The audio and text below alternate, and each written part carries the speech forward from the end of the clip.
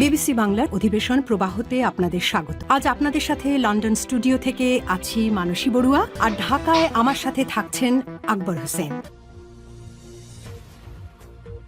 বাংলাদেশের সর্বশেষ গুরুত্বপূর্ণ আপডেট সংবাদে আপনাকে স্বাগত। শুরুতেই সংবাদ শিরোনাম, পরে বিস্তারিত। প্রথমেই জানাবো আমাদের হাতে থাকা সর্বশেষ গুরুত্বপূর্ণ সবথেকে তাজা আপডেট সংবাদ। জুলাই গণহত্যা সালমান এবং আনিসুলের বিচার শুরু।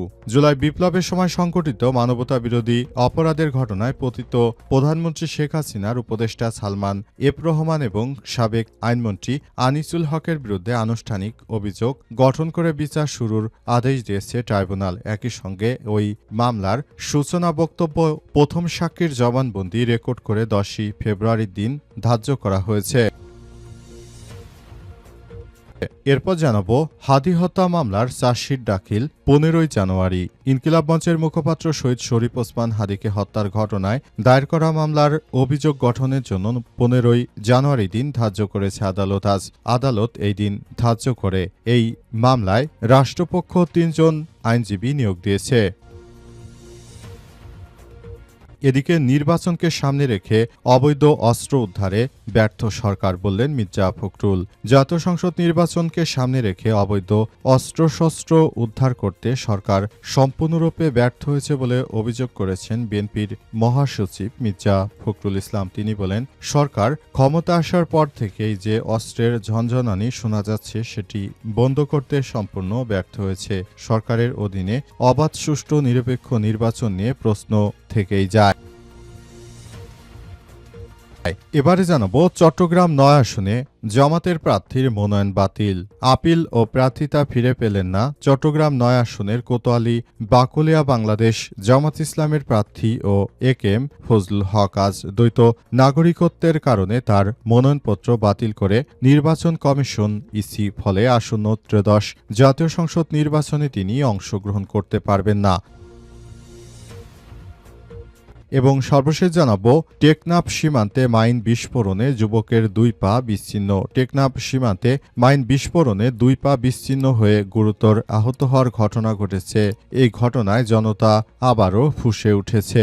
টেকনাফ কক্সবাজার মহাসড়কে আবারও ব্যারিকেড দিয়েছে, ফলে সড়কে যান চলাচল বন্ধ হয়ে গেছে। আজ নাপনদ সংলগ্ন চিংড়িঘের মাছ শিকারে গেলে বাংলাদেশের ভূখণ্ডে 5 নং সীমান্ত পিলারের পাশে হঠাৎই মাইন বিস্ফোরণের ঘটনা ঘটে। প্রিয় দর্শক, এতক্ষণ শুনছিলেন সংবাদ শিরোনাম, এবারে বিস্তারিত। তবে তার আগে বন্ধুরা, অনুরোধ থাকবে এই সংবাদটিতে একটি লাইক দিন।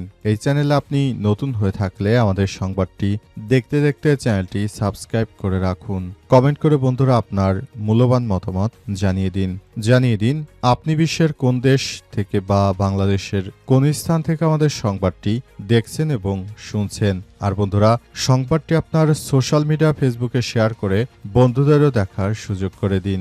গাজা যুদ্ধে আপনি যদি নিরীহ ফিলিস্তিনিদের ভালোবেসে থাকেন, কমেন্টে ইয়েস লিখে বিশ্ববাসীকে জানিয়ে দিন। এবারে বিস্তারিত। আর বন্ধুরা, আমাদের সঙ্গে থাকতে আমাদের সংবাদটিতে লাইক দিয়ে বন্ধুদের মাঝেও সংবাদটি শেয়ার করে দিন। এবারে বিস্তারিত। জুলাই গণহত্যা সালমান আনিসুলের বিচার শুরু। জুলাই বিপ্লবের সময় সংঘটিত মানবতা বিরোধী অপরাধের ঘটনায় পতিত প্রধানমন্ত্রী শেখ হাসিনার উপদেষ্টা সালমান এফ রহমান ও সাবেক আইনমন্ত্রী আনিসুল হকের বিরুদ্ধে আনুষ্ঠানিকভাবে অভিযোগ গঠনের করে বিচারের নির্দেশ দিয়েছে আন্তর্জাতিক অপরাধ ট্রাইব্যুনাল। তারা যে অপরাধ করেছে সেই অপরাধের ফিরিস্তি সামনে তুলে ধরে ট্রাইব্যুনালে তাদের হাজির করা হয় এবং তাদের বিচার করার জন্য নির্দেশ দেওয়া হয়েছে। অন্তর্বর্তীকালীন সরকারের প্রধান উপদেষ্টা প্রফেসর ডক্টর মোহাম্মদ ইউনূসের সরকারের নির্দেশনা অনুযায়ী শেখ হাসিনার বিচার হয়েছে মৃত্যুদণ্ড। এবার সালমান এফ রহমান ও আনিসুল হক তাদের 2 জনের বিষয়ে সরকার কাজ করছে। সরকারের পক্ষ থেকে ইতিমধ্যেই এসব বিষয় জানানো হয়েছে। অন্তর্বর্তীকালীন সরকারের প্রধান উপদেষ্টা প্রফেসর ডক্টর মোহাম্মদ ইউনূসের সরকার ক্ষমতায় থাকতেই যেন তাদের দ্রুততম সময়ের মধ্যে বিচার নিশ্চিত করা যায় সেই ব্যাপারটি নিয়েই তারা কাজ করছে। সবাই একই ধরনের কথা বলেছে, দ্রুততম সময়ের মধ্যে যেন এই দোষী ব্যক্তিদের বিচার করা যায় সেই ব্যাপারটি নিয়ে সবাই কাজ করছে। 2024 সালের 20 জুলাই এই দুই আসামির প্ররোচনা ও ষড়যন্ত্র সহায়তায় আইনশৃঙ্খলা রক্ষাকারী বাহিনী ও আর্মি সশস্ত্র ক্যাডাররা মরণাস্ত্র ব্যবহার করে রাজধানীর মিরপুর আশপাশের এলাকায় সিপাত হাওলাদারকে হত্যা এবং অসংখ্য ছাত্র জনতাকে গুরুতর আহত করে এর দায় কোনোভাবে এরা এড়াতে পারবে না। হাদি হত্যার মামলার চার্জশিট দাখিল 15 জানুয়ারি। ইনকিলাব মঞ্চের মুখপাত্র শহীদ শরীফ ওসমান হাদিকে হত্যার ঘটনায় দায়ের করা মামলায় অভিযোগ গঠনের জন্য 15 জানুয়ারি দিন ধার্য করেছে আদালত। আজ আদালত এই দিন ধার্য করে এই মামলায় রাষ্ট্রপক্ষ 3 জন আইনজীবীকে নিয়োগ দিয়েছে।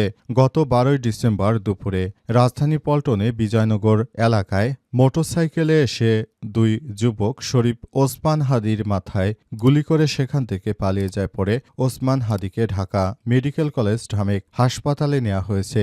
এরপর তাকে পরিবারের সিদ্ধান্তে রাজধানীর এবারকার হাসপাতালে স্থানান্তর করা হয়। সেখানে আইসিইউতে করোনারি কেয়ার ইউনিটে চিকিৎসাধীন ছিলেন ওসমান হাদি। পরে সেখান থেকে উন্নত চিকিৎসার জন্য তাকে সিঙ্গাপুরে নেওয়া হয়, কিন্তু তার অবস্থা খুবই গুরুতর থাকার কারণে তিনি সিঙ্গাপুরে উন্নত চিকিৎসাও নিতে পারেননি। সেখানেই তার মৃত্যু হয়ে যায়। শরীফ ওসমান হাদির হত্যাকাণ্ডের ঘটনায় মূল যে শুটার ফয়সাল, সে ভারতে পালিয়ে গেছে বলে পুলিশের পক্ষ থেকে জানানো হয়েছে। তাছাড়া আর যে ব্যক্তিরা রয়েছে তারা আগামীতে যেন তাদের বিচার করা হয় সেজন্য সারা দেশে বিক্ষোভ কর্মসূচি চলমান রয়েছে, কিন্তু সরকার এখন পর্যন্ত কোনো দোষী ব্যক্তির ফাঁসি কিংবা কারো কারাদণ্ড মঞ্জুর করতে পারেনি। এই ঘটনা ঘটার পর পুরো বাংলাদেশে অনেকেরই মধ্যে বলাবলি করতে শোনা যাচ্ছে এই হত্যাকাণ্ডের পেছনে হয়তো বিভিন্ন রাজনৈতিক দলের নেতৃত্ববৃন্দ রয়েছে, সুতরাং এখান থেকে তারা জিততে পারবে না বিধায় তারা হাদিকে হত্যাকাণ্ডের ঘটনা ঘটিয়েছে। নির্বাচনকে সামনে রেখে অবৈধ অস্ত্র উদ্ধারে ব্যর্থ সরকার বললেন মির্জা ফখরুল। অন্তর্বর্তীকালীন সরকারের প্রধান উপদেষ্টাকে একজন ব্যর্থ সরকার বলে অভিহিত করেছেন বিএনপির মহাসচিব মির্জা ফখরুল ইসলাম আলমগীর। মাত্র কয়েকদিন আগেই বেশ কয়েকটি গুলি করে হত্যাকাণ্ডের ঘটনা ঘটে বাংলাদেশে। এর আগে নির্বাচনে এমন হত্যাকাণ্ডের ঘটনা খুব কমই ঘটেছে, এজন্য সরকার সম্পূর্ণ ব্যর্থ হয়েছে বলে মন্তব্য করেছেন তিনি আরও বলেন, আমাদের নেতা মুসাব্বিরকে গুলি করে হত্যার ঘটনা ঘটেছে। যে বা যারা এই হত্যাকাণ্ডের সঙ্গে জড়িত রয়েছে তাদেরকে যেন দ্রুততম সময়ের মধ্যে গ্রেপ্তার করে তারপর শাস্তির আওতায় নিয়ে আসতে পারে। ভারত থেকে ষড়যন্ত্র করা হচ্ছে, যারা ভারতে বসে রয়েছে তারা বাংলাদেশের বিরুদ্ধে, বাংলাদেশের আইনশৃঙ্খলা রক্ষাকারী বাহিনীর বিরুদ্ধে গিয়ে তারা নতুন করে এই ধরনের সমস্যা তৈরি করতে চায়, কিন্তু এদের ব্যাপারটি আমরা খুবই গভীরভাবে পর্যবেক্ষণ করছি বলে জানিয়েছেন বিএনপির মহাসচিব মির্জা ফখরুল ইসলাম আলমগীর। তিনি আরও বলেছেন, আমরা নতুন বাংলাদেশ গড়ে তুলতে চাই, কিন্তু নানাভাবে সমস্যার সম্মুখীন হচ্ছি। এসব সমস্যা ও বিষয়গুলো মোকাবেলা করার মধ্য দিয়ে আমরা বাংলাদেশটাকে এগিয়ে নেব। দীর্ঘ 18 বছর পর আমাদের নেতা তারেক রহমান বিদেশ থেকে দেশে ফিরেছে এবং তিনি দেশে ফেরাতে নেতাকর্মীরা এখন প্রাণ ফিরে পেয়েছে। দীর্ঘদিন ধরে আমরা অনেক নির্যাতন ও জুলুমের শিকার হয়েছি, কিন্তু আর নয়, এখন থেকে আমরা নিজেরা আরও বেশি সচেতন হব এবং দেশের প্রতিটি মানুষকে বিএনপির যে আগামী জাতীয় সংসদ নির্বাচনের পর উন্নয়নমূলক কর্মকাণ্ড রয়েছে, সব উন্নয়নমূলক কর্মকাণ্ড আমরা ত্বরান্বিত করব, সেই প্রচেষ্টাই আমাদের থাকবে বলে জানিয়েছেন তিনি। চট্টগ্রাম 9 আসনে জামাত প্রার্থীর মনোনয়নপত্র বাতিল।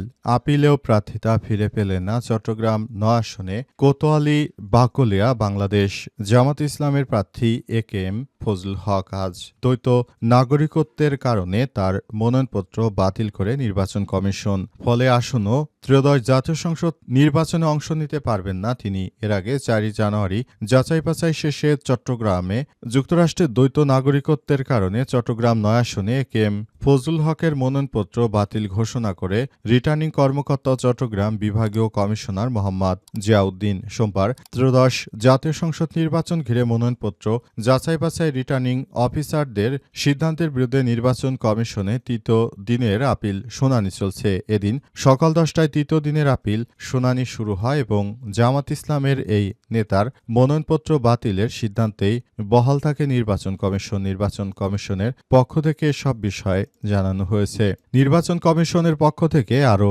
জানানো হয়েছে যে এই বিষয়গুলো নিয়ে তারা নতুন করে সবকিছু করতে চায় এবং নির্বাচন কমিশন জানিয়েছে যারা বিদেশের নাগরিকত্ব থাকবে তারা বাংলাদেশে নির্বাচন করতে পারবে না, সুতরাং এজন্য তার মনোনয়নপত্র বাতিল করা হয়েছে। কিন্তু জামাত ইসলামের পক্ষ থেকে প্রশ্ন করা হচ্ছে তারেক রহমান কি তার লন্ডনের নাগরিকত্ব বাতিল করেছেন কিনা। যদি তিনি না করে থাকেন তাহলে বিএনপির নেতারা কিভাবে আগামী জাতীয় সংসদ নির্বাচনে তারা মনোনয়ন তাদের বাতিল হচ্ছে না, এই প্রশ্ন তুলেছে জামাত ইসলামের নেতাকর্মীরা। তবে শেষ পর্যন্ত আসলে বিষয়টি কোন দিকে যায় সেটি এখন দেখার বিষয়। উক্ত বিষয়গুলো নিয়ে দুই দলের মধ্যেই কথার কাটাকাটি হচ্ছে এবং তারা একে অপরকে দোষারোপ করছে পুরো বিষয়গুলো নিয়ে। তবে এখন পর্যন্ত আসলে চূড়ান্ত কোনো সিদ্ধান্তই জানানো হয়নি।